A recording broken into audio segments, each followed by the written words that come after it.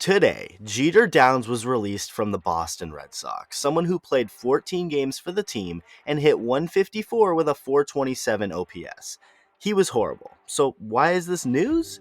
Well, this is less about Jeter Downs himself and more about Chaim Bloom. Back in 2019, the Red Sox hired Chaim Bloom to clean up the mess that was the 2019 Red Sox, a team full of bad contracts and impending free agents. There was a lot of work to be done, and Red Sox ownership had an idea, or at least had something they wanted to do and felt was necessary: trade Mookie Betts.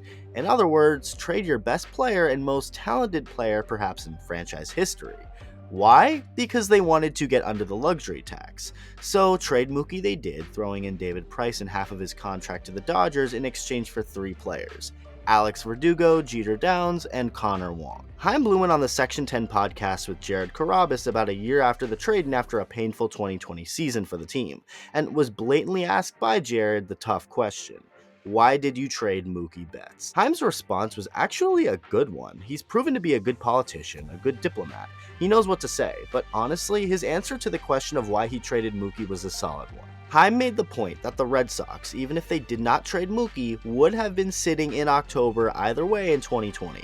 Nothing would have changed, which is actually true. The Dodgers probably win that year either way. Sure, Mookie helped, but they were already so good beforehand. Chaim felt that the best case moving forward was to move on from Mookie, let him get more money elsewhere, and they can use that money to go get other players and build a better overall team rather than just one guy. The Red Sox then went on to win 92 games, the wild card game, the division series, and were 2 games away from appearing in the World Series in 2021. The team was good, the farm system improved a lot, the Red Sox were going to have money coming off of the books in the coming years to be able to spend outside the organization, while also being able to spend on their homegrown guys who weren't traded, like Xander Bogarts. I mean, things were just looking up and positive, and maybe Chaim really was the right man for the job. Before the 2022 season, former Rockies shortstop Trevor Story was signed to a 6-year, $140 million contract. That was a good sign, considering people were accusing Chaim Bloom of being too cheap, operating too much like the team he used to work for in Tampa with the Rays, and that he wasn't going to sign big contracts. Well, welcome to Boston, Trevor. 2022 came and went, and by the time it ended, Red Sox fans worldwide said hallelujah. Hallelujah! Hallelujah! Hallelujah! Thank God! Because they were not good this year at all. A big offseason lied ahead, with several big name and impact player free agents looming like Xander Bogarts, Nathan Eovaldi, and JD Martinez, alongside Rafael Devers, who becomes a free agent after the 2023 season. Many looked at the 2022 season as a failure for Chaim, blaming him for not ever getting a legitimate arm or two at the back end of the bullpen. Trevor Story wasn't good and then got hurt, and the team overall just did not click. Chaim didn't do a great job by any means, but he most certainly was not necessarily on the hot seat, at least not yet. But now, it's not necessarily looking great for him. This offseason for the Red Sox has been disappointing, to say the very least. It's been infuriating for the fans. Let's start with the positives. Bloom did go out and get some pitching for the bullpen in Joely Rodriguez, Chris Martin, and Kenley Jansen, who will likely be the closer. Those are good moves. I like those, but man, they most certainly do not override the bad ones. The Red Sox hadn't really added any hitting prior to Wednesday, December 7th, and then they added someone: Masataka Yoshida, a Japanese outfielder to a 5-year deal worth over $100 million. People were like, whoa, okay, Chaim, he's spending. And mind you, this was also the same exact day that Xander Bogarts was rumored to be close to a new contract with the Red Sox. It wasn't official yet, but everything seemed coming up Red Sox on December 7th. Until it wasn't. Not long after the clock struck midnight, 16 minutes after to be exact, Jon Heyman dropped the bomb. Xander Bogarts had signed with the San Diego Padres. Wait, what? Yes, after multiple reporters teasing Red Sox Nation all day, they blue-balled us. The Padres? What? It was so random and came out of absolutely nowhere. What happened was the fact that Xander got too good a deal from the Padres to decline. It was just too good. 11 years, $280 million. The Red Sox, on the other hand, offered him less than $200 million for about 5 less years. Meanwhile, other teams who were also in on Xander were offering north of $200 million. That means other teams, including the Padres, valued a homegrown Red Sox superstar more than the Red Sox did. Just wow.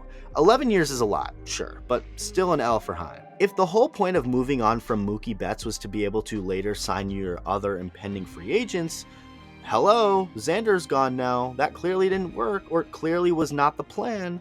And here's the most juiciest part of it all. I have been informed by inside sources of some pretty interesting information. Now, before you accuse me of not having a source or say I'm making it up, let me just say this.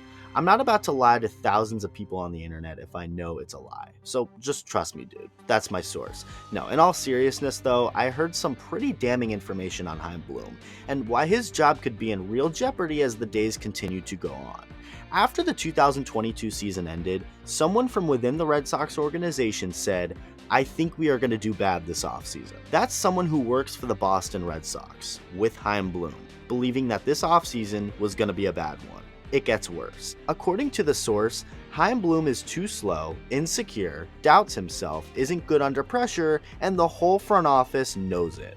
Chaim Bloom is losing trust from within his own organization. The very people he works with are not trusting him, and you heard this here first. It's obvious the fans don't trust him, but when people within the Red Sox organization don't even trust Chaim, you know it's bad. There's still about half of the offseason left, of course, with enough time for Chaim to cook something up, but it's becoming very clear that 2023 could very well be his final year within the Red Sox organization, the team that hasn't really moved forward since he got here.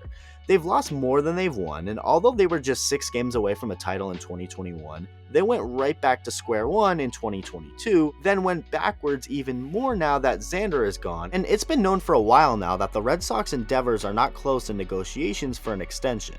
We'll see what happens, but it isn't looking good for Chaim right now. With that said, though, Bloom is apparently making a Devers extension his top priority, saying that their efforts to come up with an agreement with their star third baseman is intensifying. I want Chaim to do well. Hell, I literally made a whole video on how he is the smartest man in baseball, or at least I believed that at the time, and I do believe he is smart, don't get me wrong. But at the end of the day, he hasn't done a good job overall with the Red Sox, and the latest player release really cements that.